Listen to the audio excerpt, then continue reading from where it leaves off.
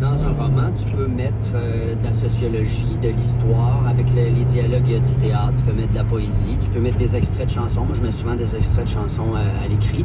Dans mon roman, par exemple, Cadillac, qui se passe à Détroit, j'ai pris environ 1000 photos de la ville de Détroit, donc j'en ai fait une page couverture.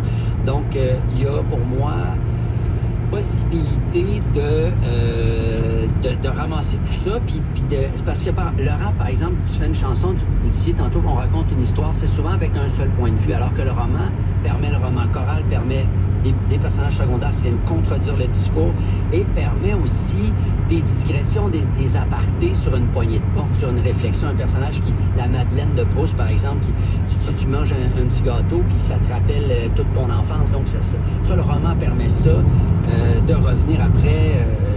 Pour moi, c'est l'œuvre d'art. On peut décrire une toile, une peinture avec l'écriture.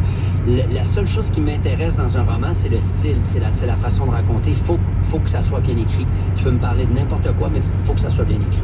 Vous êtes d'accord avec ça, j'imagine, parce que c'est un peu ce que vous racontiez tout à l'heure par rapport aux biographies. Aussi, puis je tiens à ajouter qu'un autre métier que j'ai découvert, oui, vous avez fait 400 métiers, vous. Oui, c'est ça, mais là, j'écris des pièces, voilà, avec Louis Saya. Oui, c'est vrai. Mon vieux partner, donc on a fait Saint-Florian. Juste de mémoire, et là, on a une pièce qui commence au mois de juin à Terrebonne. Et le point de vue, effectivement, choral est bien intéressant. Parce que, et curieusement, je ne chante pas des chansons.